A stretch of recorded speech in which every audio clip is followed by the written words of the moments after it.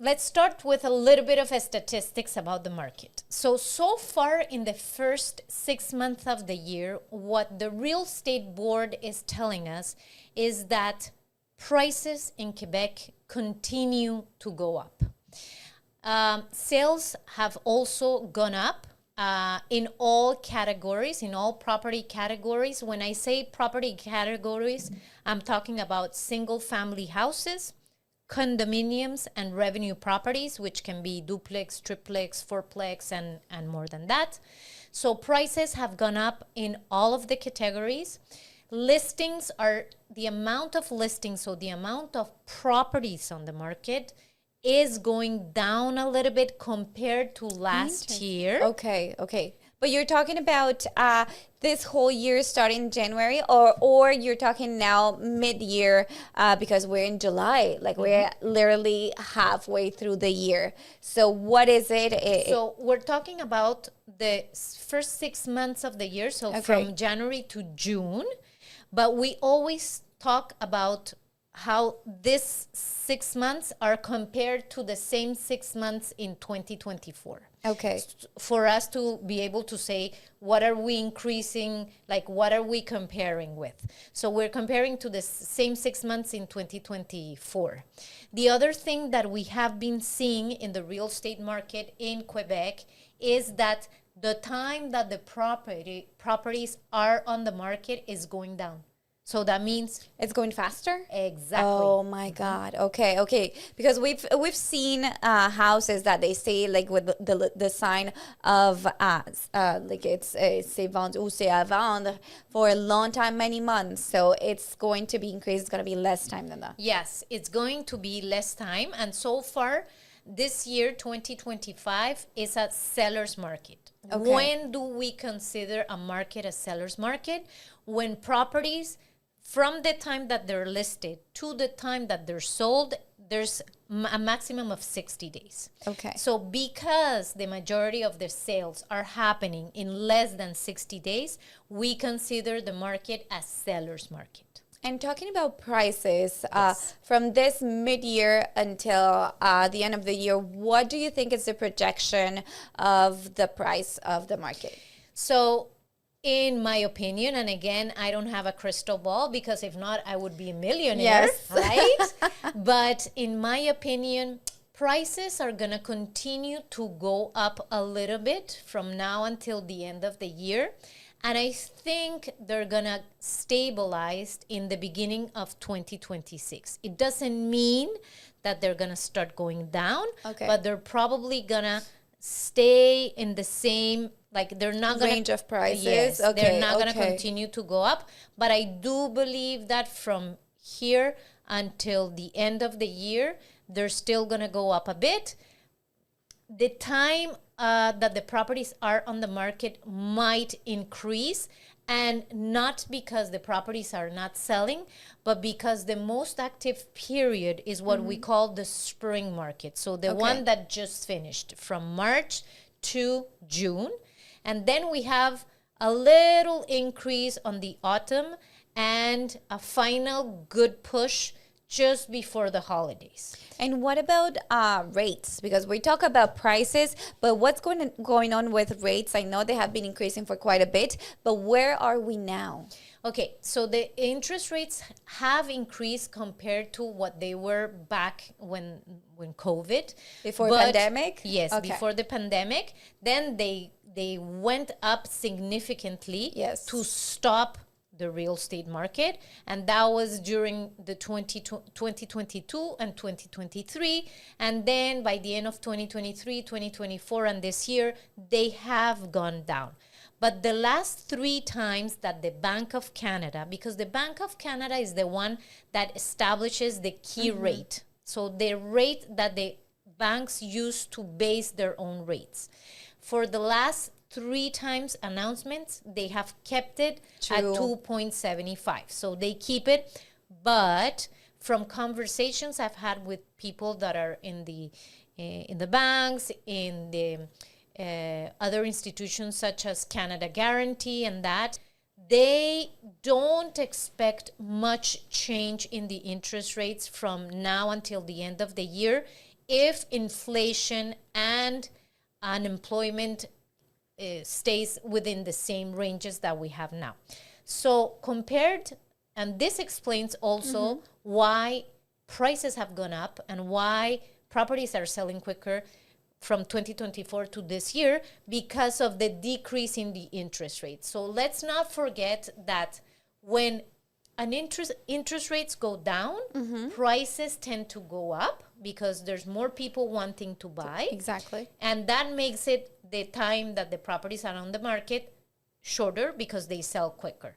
So, and what are we looking in terms of interest rates this year? So now, if you were buying your principal residence, you're looking at rates of about 3.99% fixed for 3 years. And if you're looking for investments, so properties that you're going to rent, for example, you're looking more to 4.09 to 4.14 fixed 3 years. And talking about rent, because we have seen a big impact this year in Montreal and all of its surroundings. I saw an article that it has increased significantly, the rents in Montreal. Why do you think is that? Well, because we have more concentration of population in Montreal compared to what we have in the suburbs. But I've mentioned this in the Spanish podcast, and I mentioned this to my clients too, and is prices in the island of Montreal have gone up significantly. So the best opportunities for a first-time home buyer and for the investors are not in the Montreal island for now. Okay. It's better to go to the suburbs. It's better to go to the South Shore. It's better to go to the North Shore. When we talk about investments, it's mainly because the return on the investment, so the return you get for your money, is typically now higher outside of Montreal. And the cost of buying a property for the first-time home buyers is significantly less. And I'm going to give you an example. Yes. I have buyers that have purchased houses under $450,000 outside of the island of Montreal, in places, for example, Saint-Hyacinthe. With $450,000 in Montreal, you're just going to buy a one or maximum 2-bedroom condo. Exactly. And talking about that, because that's something very interesting that you're saying. At the moment of buying, where we have to have projection of where is better to buy. And I know that Montreal is getting a bit saturated. Yes. And what are the projections of landscape of cities that you see or you tell your clients that are better for buying? So if we were to look to the South Shore, I would recommend places like Saint-Jean-sur-Richelieu. I would recommend places like Granby. I would recommend places like Saint-Hyacinthe. If there's many other places, but like out of the top of my head, that would be it. And if we're looking on the North Shore, past Laval, I'm going to say Saint-Eustache, I'm going to say Sainte-Thérèse, and Mascouche. You know what? Talking about buying and properties that are in development, all of the cities that you just announced, they're getting a bit populated right now. Yeah. So yes, we see it with the traffic, we see it with the infrastructure. And what about like prices? Because you travel a lot, like a real estate agent has to travel a lot. The prices vary until from which range that you've seen? That's tough to say, but for example, if you go to the South Shore, to places like I was saying, like Saint-Hyacinthe, you can get a semi-detached house or even probably detached for $450,000. In the island of Montreal, you won't get anything below $750,000. So you can do crazy. So it's almost a 30 or 40% difference. I know, for example, a condo in Saint-Eustache, a 2-bedroom, 1,000 square feet condo with 2 exterior parkings, you can get it probably for $350,000. That same condo in the island of Montreal, it's probably going to be around $650,000. So we are talking about significant differences of 30-40% in prices. And talking about properties, like what type of properties are moving the fastest in today's market? Houses is like, Really? oh my God, that's like putting fresh bread at the entrance of a school. Oh my. Because there's so many people since the pandemic. Yeah. People have this idea. Well, even before, families normally want to have their own garden. They want to have their privacy. But since the pandemic, it's even more. So houses, even when interest rates were almost at 6%, houses were still selling. And the reason is because there is not enough offer for the amount of buyers in the market. So houses sell very quickly. Condos typically sell slower, although we have seen price increases on condos in 2025, which is not the norm, which is not the rule. Yeah, and now that you're comparing with the market of condos in Toronto, it's very unusual because over there, as we were talking in the previous episode, they're going down in Toronto. Yes. So why here they're going up? Because here in Quebec, there's still not enough offer to compensate for the demand. So that's why prices have continued to go up here in Quebec.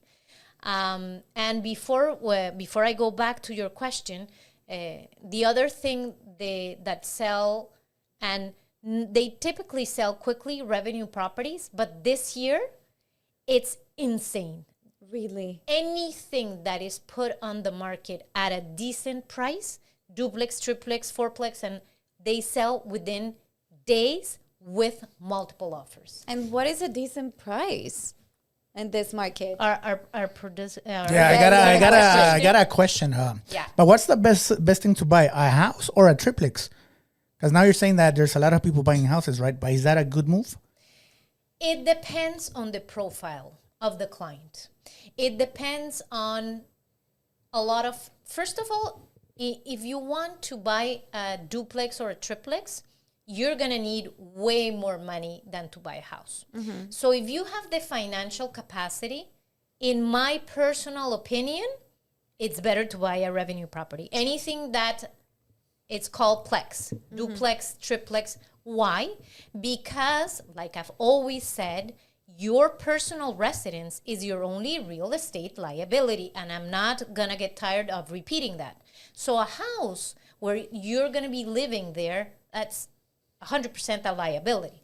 If you go for a plex and you live in one of the units and you rent the rest, you're generating passive income while you pay for your principal residence. So in my opinion, of course, the plex is better. Now, it depends on but it depends on the profile. You want to retire at 50, you better go with plex, right? Hey, you better go for a retiring couple of at 50. You better go for a couple of plexes. But I have a question about properties that are put into rent, and now there's major news in Montreal, and I just want to know your point of view about it. Even the producer, if he wants to jump in, that would be nice, because many properties that are put to rent here in Montreal, we have seen a boom of people that don't want pets. Yeah. Why is that? Look, there's two main reasons. And one is because normally pets are going to damage the properties a little bit more. Although us pet owners, we know that we take care of properties. Yes. And the other thing, which I believe that influences a lot, is the fact that the Tribunal Administratif du Logement, which is the old Régie du Logement, does not allow for any type of security deposits. So if I want to rent you my property and I know you have a dog and I say, look, come, I'm going to give you access, but give me a deposit in case your pet damages anything, I have no legal right to do it. And if I take the deposit and the pet damages my floors, I have to return the deposit and then go open a file at the Tribunal Administratif du Logement to claim for the damages. So who's gonna take that? Exactly. So I do believe, and I don't want to talk too much about politics, but I do believe that if the security deposits were authorized for different, without abusing, of course, but for the tenants that have pets, I'm sure the owners will feel more at ease to rent at people with pets. It's true. And it's true because here in Montreal, we have seen a boom since January of people leaving their pets or abandoning their pets at SPCA just because they have to move. But the places that they have to move, they don't allow pets. So I think that what you're saying, have that option of paying a little bit of a liability or insurance deposit just for a future damage, just in case, you won't have to leave your pets or abandon your pets somewhere else. And that is something that we have a crisis in the rental market.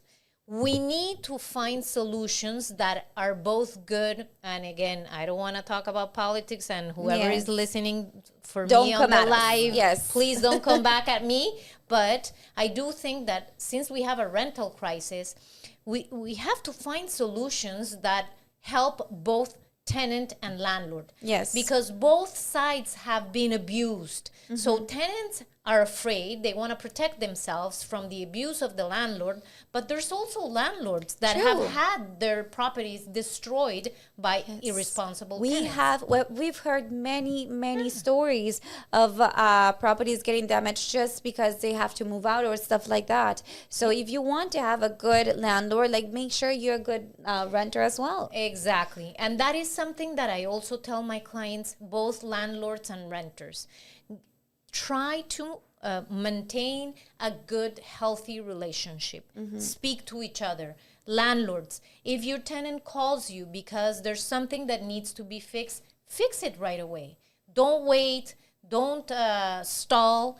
And tenants, your only responsibility is to take care of where you're living and to pay your rent on time.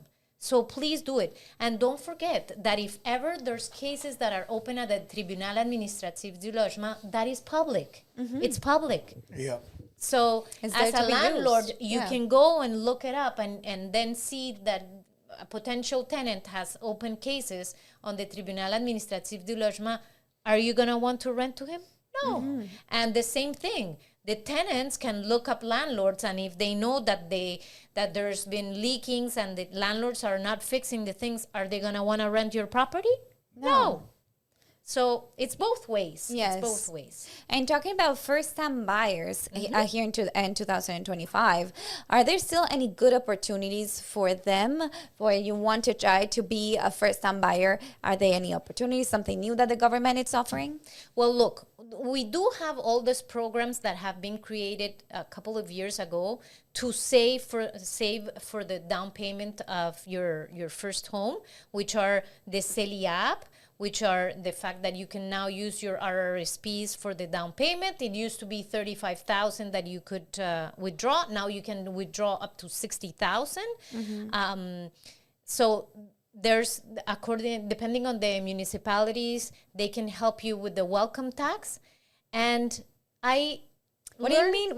They want to help you with the welcome tax. There's, depending on certain municipalities, there are some programs that help you to pay less welcome tax or to finance your welcome. Yeah, but it depends on the municipality, not in Montreal.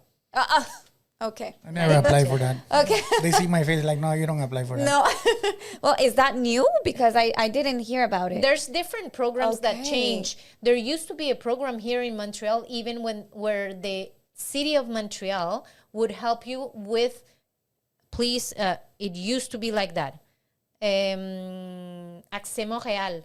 It used to be that you could finance your down payment. But let's talk about today. So there's different programs according to the municipalities. And you have the ones that I just mentioned, the CELIAP, the fact that you can use your RRSPs.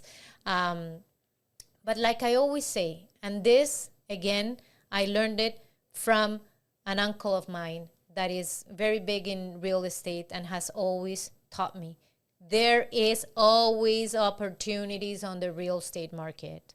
Always. There's always opportunities. Even now, during seller's market, there are opportunities for buyers. Maybe not the specific house that you want, but if you wait, if you look, and again, in this market, dear buyers, stop looking. If you have a small budget, stop looking for the properties that just have come up to the market. Try to look for houses, listings that have been on the market for at least 60 days. Because that means that they were probably listed at a very high price. Yes. They missed their season, and there's more motivation from the sellers to negotiate. So don't close your eyes only to new properties. And I have found this year really good opportunities for at least 3 or 4 of my buyers that have listened to this advice, and we've looked for properties. There was one that we got an amazing price on a triplex for a client that we looked for a property that had been on the market for a year. And we were almost able to negotiate $100,000 off the price. That is amazing. Yeah. And for first-time buyers, what do you think, or what can you advise between getting into a new neighborhood that is under construction and you can buy it before it's constructed, or a house that it has been already, like, has some years done? Look, when you're gonna buy pre-construction, my advice is always to buy at the early stages of the pre-construction, meaning when they haven't even broken the ground. Okay. Because that's when the developer has all the motivation to have the cash to start building. So there's where, excuse me, where you're gonna get the best prices. If you get into the project after the middle or when it's completed, you better off go for a resale because you're gonna pay prime price.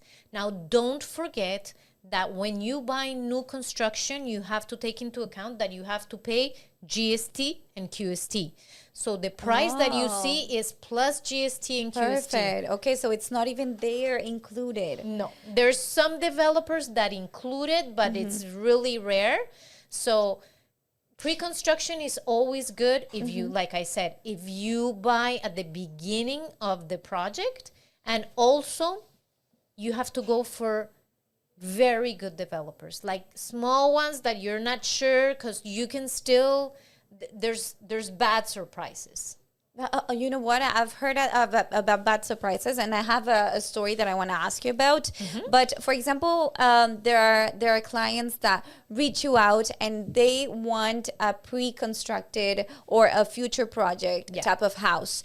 Do you have access for the future projects coming out, or where do we look for them?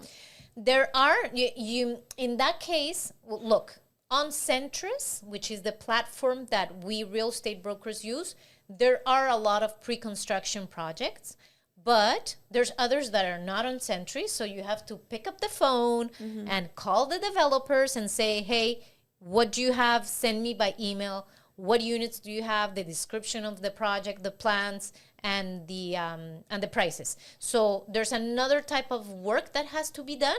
Sometimes, like for example, when I have clients that absolutely want pre-construction, I'm gonna drive around the area, and if there's projects that I have not seen on Centris, then I call the developers and I find out for my clients. Yeah. And talking about developers, because we may see a house or a condo or a construction that may look nice, but we find out afterwards that they have problems in the infrastructure. What happens then? Yeah. Because I know that, for example, in Blainville, there's a very big condominium with that problem. Yes, and there are two things that I advise my clients when they want to buy pre-construction. One is do the inspection with the promoter, but also hire your inspector. Okay. You're going to spend $400, $500, and you're probably going to find a lot of things that need to be done more than what the promoter is going to find out. That's one thing. 2, check the credentials of the promoter. Like, don't, like, look it up, see who's involved, see what they've done. And number 3, get something called title insurance at the notary. Okay. Because those title insurance, it's an insurance that if ever there's certain, not all types of irregularities, but certain types of irregularities that need to be fixed, it's an insurance that's going to pay them. Okay. So I've done it in the past myself when I've bought pre-construction to have peace of mind, because I had a very bad experience with a pre-construction before I was a real estate agent. Okay. And so when I buy pre-construction, I buy title insurance. It's not very expensive, but it's important. It does protect you. Yeah. And talking, because we've been talking about buyers, what about those who are thinking of waiting? What are the risks of delaying a purchase? That the prices are going to continue to go up. Really? Look, that will be the market going forward. Look, even if the prices stabilized in 2026, I have a client that has been looking for almost 3 years. And at the time we started looking, she was like, it's expensive. And now, it's COVID, there's multiple offers. And now recently, because she's now living in Toronto, she came back and we were looking at condos with the same budget that she had 3 years ago. She can buy a way smaller property. Oh my God. So what is the conclusion? Yes. Prices have not gone significantly down. So what does that mean? You're going to keep missing the opportunities. And again, it's not a matter of rushing into buying. You have to know your finances, plan it well, find the opportunities, but it's never good to wait. There's never a perfect scenario where prices are down and interest rates are down. Yes. If prices are down, interest rates are up. If interest rates are down, prices go up. But you know what? Not just that, because we may see an opportunity, but when we start talking about it to other people, people can demotivate us. It's so sad. I remember I have this, if we have some space, I have this situation that I had a few years ago. I saw an apartment, a condo, which it was a good price. I was like, okay, I'm going to buy it. And when I said it, people started telling me like, no, it's so expensive. Wait. 2 years, literally 2 years afterwards, the price of that condo tripled. You should sue that friend. Tripled. Sue that friend. First advice I give to my buyers is get pre-approved. Yes. Second advice I tell them is stop listening to urban myths. Yes. Stop listening to what the father, the friend, everyone that does not know the real estate market because, or probably they think they know because they bought a house 10 years ago. And look, every time you say you're going to buy a property, everyone is going to have an opinion because everyone is an expert in real estate when it comes to giving opinions. Yes. Listen to them, but bring them to your real estate broker. We are going to tell you, and it's not because we want you to buy. If you tell me, Maria, if you had told me, I'm going to buy this condo, and you tell me, should I buy or not? They're telling me not to wait. You know what I would have done? What? I would have told you, Maria, let's look at the sales in the area. Condos in that area are selling at X amount of price. They have gone up in this amount of percentage every year. Like have some projection. Exactly. Have someone that has some projection. Because when you start talking to people, that's where you get insecure. Yes. And that's where you get the misinformation. Yes, and it's so sad because you can miss the opportunity. Yes. You can't imagine the amount of urban myths that there are out there that make it impossible mentally for buyers to. I remember even myself, the first time I bought a property, And I understand. My family was afraid. They're like, but can you afford it? Can you? If I had listened only to what people was telling me, I wouldn't have been able to build what I've built. Not that it's huge or anything, but it's still decent. Yeah. But it's decent. I have to say that I lost the fear of that. Yes. And because of my uncle always telling me, there's always opportunities. Have a goal. Look at that. So yeah, next time you want to buy and you're afraid and you have a lot of opinions around, just try to find someone neutral to give you advice. And not just neutral, someone that has the accurate information, someone that is in the profession, in the career, in the area. Ask the questions. Show me the statistics. Show me how much. Show me the reports. That's why you need to contact Catalina Camacho. Exactly. 100% recommended. She's the only one here in Montreal that we recommend. We know what she does. She does great jobs. She will sell your house, will buy you a house, and she'll probably make money also. You're gonna make money. So make sure you contact Catalina Camacho. She's on Instagram and in her website. Catalina Camacho Realtor, everywhere, across all social media. Thank you so much, Catalina, to give us again this space. It's a pleasure. It's always a pleasure to be with you. Thank you, Maria. Thank you for helping me share all this information. And we're going to see everyone next Thursday again at 7:30 p.m. Please, if you have any questions or any subjects that you want us to discuss, just send me a direct message on my social media. It's Catalina Camacho Realtor everywhere. LinkedIn, Instagram, Facebook. Thank you.